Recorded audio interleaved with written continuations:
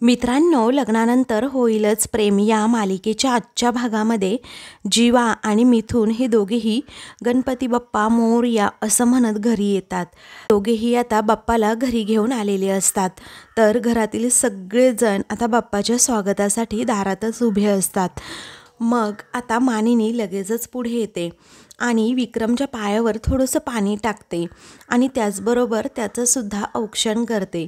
घरातील सगळेजण बाप्पा आल्यामुळे खूपच खुश असतात. सगळं काही विसरून सर्वजण अगदी बाप्पाच्या भक्तीत तल्लीन झालेले असतात. त्यानंतर आता विक्रम हा आतमध्ये बाप्पाला घेऊन येतो आणि तेथे आरस केलेली असते त्या टेबलवर ठेवतो आणि मग घरातील सगळेजण पाया पडतात. तेव्हा विक्रम म्हणतो, ऐका ना, आपण एक काम करूया, बाप्पाची प्रतिष्ठापना करून घेऊयात. तेव्हा गुरुजी येऊ द्यात की, असं मानिनी म्हणते. तेव्हा विक्रम म्हणतो, अगं नाही येणार गुरुजी, माझं बोलणं झालं आहे त्यांच्याबरोबर. अगं त्यांना ना आज उशीरच होणार आहे, कारण गुरुजी आज ना खूप डिमांडमध्ये आहेत. तेव्हा मानिनी म्हणते, अहो काय डिमांड काय, असं म्हणून ती त्याला शांत करते. तर सर्वजण हसतात. म्या आणि वसू या दोघीही आपल्या बाजूबाजूलाच उभ्या असतात, त्या समोर सुद्धा येत नाही. त्यानंतर काव्या विचारते, मग आपण करूयात का आता पूजेला सुरुवात? विक्रम म्हणतो, हो करूयात, चला घेऊया पूजा करून आपण. पण बरं त्या अगोदर ठरवा की आरतीचा पहिला मान कुणाला? तेव्हा वसूला आणि रम्याला अचानक असा धक्का बसतो. त्या दोघीही आता या सगळ्यांकडे बघू लागतात. तर सर्वजण आता एकमेकांकडे पाहतात की नक्की आरतीचा मान द्यायचा तरी कुणाला. तेव्हा नंदिनी म्हणते, बाबा ऐका ना, अहो दरवर्षी आरतीचा मान हा वसू आत्यांना मिळतो ना, मग यावर्षी सुद्धा त्यांनाच करू द्यात की आरती. तेव्हा मानिनीला आता आवडत नाही. तेव्हा ती म्हणते, तिने तुला कळतं का तू काय बोलतेस? नाही बाबा, ज्यांचं मन कलुषित झालंय ना त्यांना अजिबात बाप्पाच्या आरतीचा मान मी काही देणार नाही. तेव्हा वसू आणि रम्याला खूप वाईट वाटतं आणि त्याचबरोबर मानिनीचा राग देखील येतो. तेव्हा विक्रम म्हणतो, नाही बरोबर बोलतीये मानिनी, कारण चांगल्या कार्याची सुरुवात ही अगदी चांगल्या हातांनीच व्हायला हवी. मग आता नंदिनी म्हणते की आई बाबा हे पहा, वसू आत्यांनी जे काही केलं ना त्यासाठी त्यांना माफ करा, मी असं म्हणतच नाही आहे. पण आत्तापर्यंत आपली चालत आलेली जी रीत आहे ती उगीचच कशाला मोडायची? दरवर्षी वडीलधाऱ्या म्हणून त्यांना मान मिळतो आरतीचा, मग त्यांना करू देत ना आरती. तेव्हा मानिनी म्हणते, नंदिनी अगं पण हे योग्य नाही आहे. तेव्हा नंदिनी म्हणते, शेवटी चांगल्या वाईटाचा निवाडा हा बाप्पानेच करायचा आहे आणि वाईट लोकांना सद्बुद्धीसुद्धा बाप्पाच देणार आहे, असं म्हणून ती चांगलाच वसूला टोमणा मारून तिच्याकडे बघते आणि मग म्हणते की उगीचच रीत मोडण्यापेक्षा ना आपण आरतीचा पहिला मान हा वसू आत्यांना देऊन टाकूयात. तेव्हा सगळेजण एकमेकांकडे बघतात. आता नंदिनीचं म्हणणं विचारात घ्यायचं की नाही हाच प्रश्न सर्वांना पडतो. मग विक्रम देखील जास्त आडेवेडे न घेता नंदिनीचं ऐकून म्हणतो, ठीक आहे, करायची असेल तर करू द्यात. तेव्हा नंदिनी म्हणते, आत्या या पुढे. तेव्हा दबक्या पावलांनी पुढे येत लगेचच वसू बाप्पाचा आशीर्वाद घेते आणि नंदिनीला म्हणते, मी घरातली थोरली आहे म्हणून दरवर्षी आरतीचा मान हा मला मिळतो. पण विक्रम आणि मानिनी म्हणाले, तसं माझं मन खरंच खूप कलुषित झालंय ग, त्यामुळेच मी हा मान कधीही नाही घेऊ शकणार. हा मान माझा नाहीये नंदिनी, पण या घरची रीत आहे ना की आरतीचा मान हा थोरल्यालाच दिला पाहिजे. म्हणून मला असं वाटतं की या घरची थोरली सून काव्या आणि पार्थ या दोघांनाही हा मान द्यावा. तेव्हा काव्या आणि पार्थ हे धक्क्यानेच एकमेकांकडे बघत राहतात. तर आता रम्याचा मात्र जळफळाट होतो. हा काव्याला सुद्धा सुचत नाही की काय करावं. काव्या अगदी वसूकडे बघत राहते. मग लगेचच वसू म्हणते, ऐक ना काव्या, पार्थ, तुम्ही दोघेही पुढे या, पूजा करा अन आरती घ्या. तेव्हा काव्या आणि पार्थ दोघेही पुढे येतात आणि आता पूजा करणार असतात. तर दुसरीकडे आता रम्या ही धावतच वसूला घेऊन जरा बाजूला येते आणि रागात विचारते, काय ग, माझ्या पार्थला आणि त्या काव्याला आरतीचा मान दिलास का तू? मला सांग, तू मुद्दाम करतेस का मला हे सगळं त्रास देण्यासाठी? मग आता वसू म्हणते, हळू मला सांग रम्या, अगं त्यांच्या गुडबुक्समध्ये शिरण्यासाठी हे एवढं तरी करायला नको का? आणि मुद्दाम होऊन मला किती वाईट वाटतंय हे मी त्यांना भासवून दिलं. आणि मग मोठेपणा घेऊनच काव्या आणि पार्थला आरतीचा मान दिला. तेव्हा रम्या विचारते, अरे वा, मग काय तुझा हा चांगुलपणा बघून टाळ्या वाजवल्या का बाहेर सर्वांनी?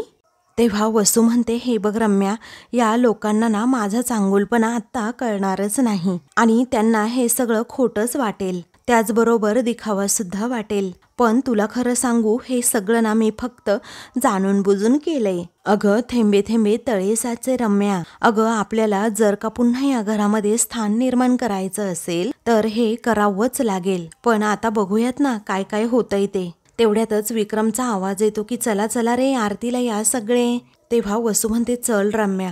तर रम्याला आता वैताग आलेला असतो, कारण काव्या आणि पार्थ या दोघांना असं एकत्र जोडीने आरती करताना पाहून तिचा मात्र नेहमीचाच जळफळाट होत असतो. इकडे सर्वजण गणपती बाप्पा मोरया असं मोठ्याने म्हणतात आणि आरतीला सुरुवात करतात. त्यानंतर काही वेळाने आता लगेचच रम्या आणि वसूसुद्धा तेथे येतात, आरतीमध्ये सामील होतात. सगळेजण आता बाप्पाच्या भक्तीमध्ये तल्लीन झालेले असतात आणि छान प्रकारे मनोभावे आरती करत असतात. त्यानंतर काही वेळाने आता खालीन लोटांगण वंदीन चरणी असं सगळेजण म्हणतात आणि गोलगोल फिरतात. परंतु पार्थ आणि काव्याचा हाताचा स्पर्श एकमेकांच्या हातांना होतो, त्यामुळे ते दोघेही आता एकमेकांकडे खूप वेळ पाहतच राहतात. मग त्यानंतर काव्या लगेचच आता थोडीशी बाजूला होते, आपली नजरसुद्धा खाली करते आणि पार्थच्या हाताला पुन्हा एकदा हात लावते. त्यानंतर आरती आता संपन्न होते. काव्या आणि पार्थ तरीही एकमेकांकडे बघतच राहतात. त्याचवेळी आता पार्थच्या चेहऱ्यावर नकळतपणे हसू येतं, तर काव्या थोडीशी लाजते. मग आता त्यानंतर, अरे जीवा कुठे पळाला, आत्ता तर इथे होता ना, असं मिथून विचारतो. आणि मग त्यावेळी नंदिनी म्हणते, हो ना आत्ता इथे होते, कुठे गेले काय माहीत. तेवढ्यातच जीवाचा नंदिनीच्या मोबाईलवर फोन येतो. नंदिनी जरा घाबरतच कॉल रिसीव करते की काय झालं असेल, अचानक कुठे गेले असतील हे. तिच्या चेहऱ्यावर काळजी दिसते. मग त्यावेळी ती कॉल रिसीव करताच विचारते, हॅलो कुठे आहात तुम्ही? मग तिकडून आता जीवा तिला काय सांगायचं ते सांगतो. मग ती आता म्हणते, बरं बरं ठीक आहे, आता ठेवते मी आणि येते. तेव्हा काय गं काय झालं नंदिनी, असं मानिनी पण जरा टेन्शनमध्ये येतच विचारते. प्रॉब्लेम झालाय का? नंदिनी म्हणते, नाही हो आई, तसा काही प्रॉब्लेम नाही झाला, परंतु काही प्रॉब्लेम होऊ नये यासाठी इथला मूषक ना अगोदरच गणपती बाप्पा आणण्यासाठी आनंद निवासमध्ये पळाले आहेत. आणि हेच सगळं ऐकून सगळेजण हसतात. मग मलाही आता जावं लागेल हा, असं नंदिनी म्हणते. तेव्हा मानिनी म्हणते, हो बाई जा तू जा. तर दुसरीकडे आता जीवा आणि आनंद निवासमध्ये जेवढ्या भगिनी असतात तेवढ्या जणी गणपती बाप्पा मोरया असं म्हणून बाप्पाला आता तेथे आनंद निवासमध्ये घेऊन येतात खरं. पण आता नंदिनी आतमध्ये असते आणि या सगळ्यांचा आवाज येताच बाहेर येते. जीवाकडे थोडीशी मुद्दामच रागवून बघते आणि हाताची घडी घालून दरवाजातच उभी राहते. तेव्हा जीवा आता तिच्याकडे बघून हसतो, तर सगळ्याजणीसुद्धा.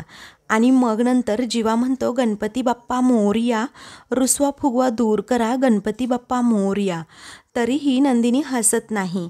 मग आता ती विचारते, काय हो कुणाचे रुसवे फुगवे दूर करायला सांगताय? जीवा म्हणतो, नाही ते असंच इन जनरल, मी असंच आपलं म्हणतोय बाप्पाला की कुणाचे रुसवे फुगवे असतील तर ते दूर पळून जावेत, अशी इच्छा व्यक्त करतोय बाप्पाकडे. मग नंदिनी आता थोडीशी रागवते आणि म्हणते, चांगल्याच शब्दात गुंडाळताय हा तुम्ही मला आजकाल, पण मी अजिबातच अशी गुंडाळली जाणार नाही. तेव्हा आता ती म्हणते, काय आहे हे? अहो घरातली आरती तरी पूर्ण होऊ द्यायची ना, तुम्ही काही न सांगता डायरेक्ट इकडेच निघून आलात. तेव्हा जीवा म्हणतो, अगं त्याचं झालं काय? नंदिनी ओरडून विचारते, काय झालं? तेवढ्यातच आता रेखाताई तेथे येतात आणि म्हणतात, मीच सांगते आता नंदिनी, अगं काय झालं ते. अगं आनंद निवासमध्ये गणपती बाप्पा आणण्यासाठी कुणीच नव्हतं आणि गुरुजींनी काय सांगितलं की मुहूर्तावरच गणपती बाप्पा न्यायचे आहेत म्हणून. मग अशा वेळी ना मला खरंच काहीही सुचलं नाही आणि म्हणूनच मग मी जीवाला फोन केला. तेव्हा नंदिनी म्हणते, अहो पण निदान मला सांगायचंच ना, तरी मी सुद्धा आले असते ना तुमच्यासोबत. मग आता जीवा म्हणतो, अगं लग्नानंतरचा पहिला गणेशोत्सव आहे की नाही तुझा आपल्या घरातला, मग आरतीसाठी तू सगळ्यांसोबत असणं सर्वात जास्त इम्पॉर्टंट आहे की नाही. आणि इथेही जर गणपती बाप्पा हे मुहूर्तावर आले नसते तेही तुझं मन खात राहिलं असतं आणि म्हणूनच मग तुला न सांगता मी पटकन आपला एकटाच निघून आलो. तेव्हा नंदिनी म्हणते, हो पण मला सांगायचं ना. पण नंदिनीला आता छान वाटलेलं असतं की जीवा निवासची एवढी काळजी करतोय, त्याचबरोबर एकटा इथे येऊन बाप्पासुद्धा घेऊन आलाय. मग आता नंदिनी अजूनही त्याला विचारत असते की का नाही तुम्ही मला घेऊन आलात. मग सगळ्याजणी आता नंदिनीला म्हणतात, ताई थांब ना गं जरा, जीवा दादाने एवढं सगळं काही केलंय, त्यासाठी तू त्यांना ना ॲप्रिसिएट केलं पाहिजे. आणि तरीही तुला तुझ्या नवऱ्याच्या डोक्यावर बसायचंच असेल ना तर बसू शकतेस. तेव्हा जीवा मात्र मोठ्याने हसतो. मग आता त्याच मुली म्हणू लागतात की गणपती बाप्पाला आणि नवऱ्याला असं दरवाजामध्ये ताटकळत ठेवू नको, पटकन ओवाळून घे बरं. तेव्हा आता नंदिनी म्हणते, हो हो घेते हां ओवाळून. मग आता जीवा म्हणतो, थांबा 1 मिनिट, कारण नंदिनी आता बाप्पाला ओवाळणार नाही. तेव्हा आता नंदिनीला धक्काच बसतो आणि सगळ्याजणी अगदी गंभीर चेहरे करून जीवाकडे बघतात. नंदिनी विचारते, पण मी बाप्पाला का नाही ओवाळायचं. त्यावेळी जीवा सांगतो की कारण मला तू असं बाप्पाला ओवाळलेलं नको आहे. मग आता त्या मुली म्हणू लागतात, जीवा दादा तू असं का बोलतोस. तेव्हा जीवा म्हणतो, मी असं बोलतोय कारण आज गणपती हा नंदिनीच्या हातूनच आतमध्ये जाईल आणि मी स्वतः नंदिनीला ओवाळणार. असं म्हटल्याबरोबरच आता नंदिनी ही जीवाकडे खूपच प्रेमाने पाहू लागते आणि तिला जरा लाजल्यासारखंच होतं.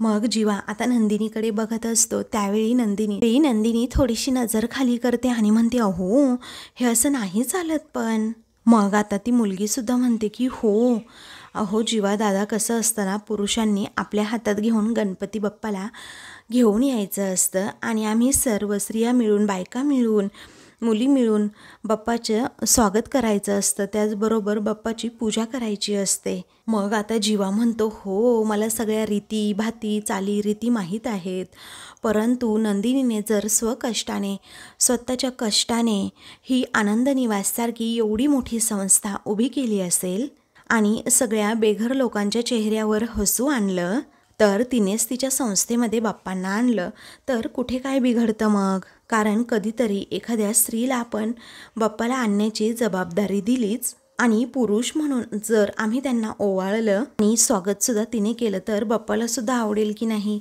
तेव्हा सगळ्या जणी म्हणतात की हो हो आवडेल ना, नक्कीच आवडेल.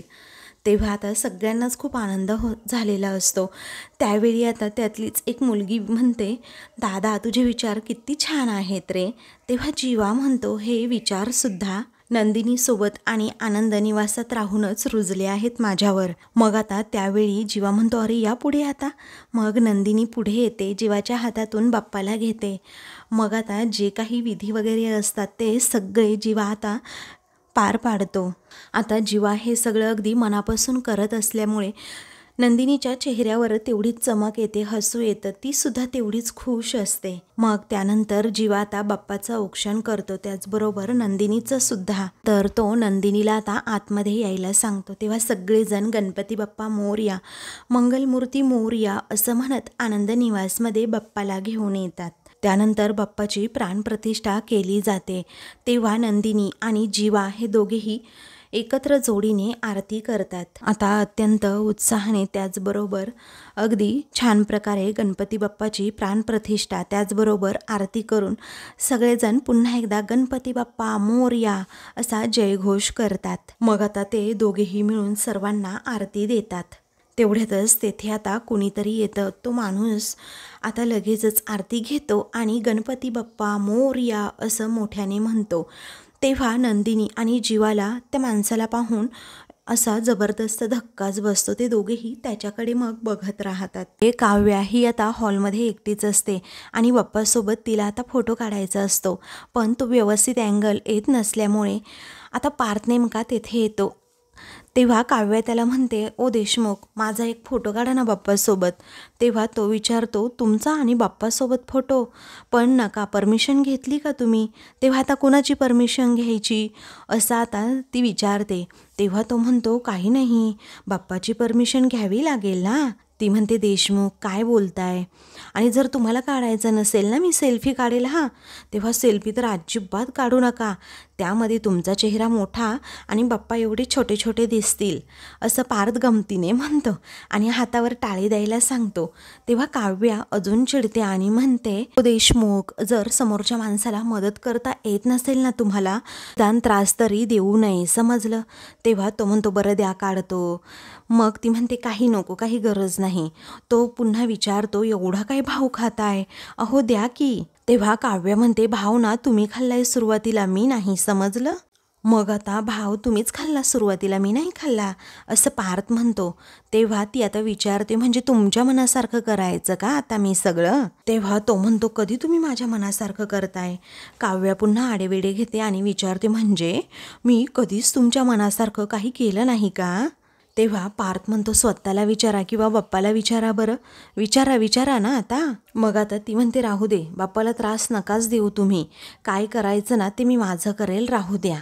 आणि माझे फोटो जसे काढायचे ना तसे मी माझे काढू शकते. आणि मुळात माझा फोन का हवा आहे तुम्हाला? तुमचा फोन आहे ना तुमच्याकडे, मग करा काय करायचं ते. तो म्हणतो, आता ठीक आहे, माझ्या फोनमधनं मी तुमचा फोटो काढतो, चालेल. तेव्हा तो पुढे येतो आणि तिला म्हणतो, स्माईल द्या ना. मग काव्या थोडीशी स्माईल देते आणि म्हणते, बस झाला आता हां. तेव्हा तो तिला फोटो दाखवत म्हणतो, बघा ना किती मस्त असा फोटो आलाय. तेव्हा ती म्हणते, हो का? मग आता जरा घाबरत आणि दबकतच पार्थ विचारतो, मी काय म्हणतो, आपल्या दोघांचा फोटो काढायचा का बाप्पासमोर? तेव्हा ती आता विचारते, का? मग आता जरा पार्थ घाबरलेलाच असतो, तरीही तो आता हिम्मत करून म्हणतो, आपण स्टेटसला ठेवूयात ना photo please, celebrating Ganpati Bappa with फिसकारलेली मांजर, असं तो आता तिला डायलॉग मारतो. मग आता काव्या म्हणते, सरळ बोलणार असाल, टोमणे मारणार नसाल तर मी काढेन हा तुमच्यासोबत फोटो. तेव्हा पार्थ आता तिच्याकडे बघतच राहतो आणि मग तिला हसून म्हणतो, अहो फोटोमध्ये कुठेतरी टोमणे मारता येतात. तेव्हा काव्या म्हणते, झाले का असे फटकळ जोक मारून, आवरा की आता काढा ना फोटो. तेव्हा पार्थ आता हसतो आणि म्हणतो, अहो असा आपला फोटो कसा काढायचा? म्हणजेच आपली मदत करायला सुद्धा आता कुणी नाही आहे, सगळेजण आपापल्या कामामध्ये व्यस्त आहेत. असंच आपल्या त्या दोघांचं बोलणं सुरू असताना तेवढ्यातच तेथे वकील मॅडम येतात. तेव्हा त्यांना असं अचानक आलेलं पाहून इकडे काव्या आणि पार्थला जबरदस्त असा धक्काच बसतो. तर दुसरीकडे सुद्धा सेम तशीच कंडिशन असते. जीवा आणि नंदिनी हे दोघेही आनंद निवासमध्ये असतात आणि वकील साहेब आलेले असतात. त्यांना पाहूनही या दोघांना जबरदस्त असा धक्का बसतो. तेव्हा जीवा विचारतो, तुम्ही इथे कसे काय? तेव्हा ते म्हणतात, तुम्हीच इन्व्हिटेशन दिलं ना आम्हाला. आणि मग ते इन्व्हिटेशन कार्ड देखील दाखवतात. तेव्हा नंदिनी आता लगेचच जीवाकडे पाहते. जीवा म्हणतो, मी कधी दिलं इन्व्हिटेशन? मग आता यांची माती खायची सवय अजून गेली नाही का, असं वकील विचारतात. तेव्हा आता जीवा घाबरतच म्हणतो, आपण असं फॉरवर्ड टू ऑल करतो ना, त्यामुळे असं झालं असेल. मग आता ते वकील म्हणतात की चालेल, काही हरकत नाही, असंही तुम्ही पसारेवाले आहातच, पण असाही चांगला गोंधळ घालता येतो की तुम्हाला? मग नंदिनी म्हणते, अहो या सगळ्यामध्ये तर अगदी त्यांनी स्पेशलायझेशन मिळवलंय ना. तेव्हा ते आता म्हणतात, होतं असं होतं कधी कधी. अहो पण मला सांगा, आता यांनी चुकून मला मेसेज पाठवलाय, मग मी थांबू की जाऊ बरं? तेव्हा नंदिनी म्हणते, अहो नका थांबा ना प्लीज, बाप्पाचं दर्शन वगैरे घ्या. तेव्हा वकील साहेब अगोदर बाप्पाचं दर्शन घेतात आणि म्हणतात, वाव खूप सुंदर सजावट केली आहे हां, कुणी केली बरं सजावट? तेव्हा रेखाताई तेथे येतात आणि म्हणतात, नंदिनी आणि जीवादादाने केली आहे ही सगळी सजावट. तेव्हा नंदिनी आणि जीवा एकमेकांकडे बघतच राहतात.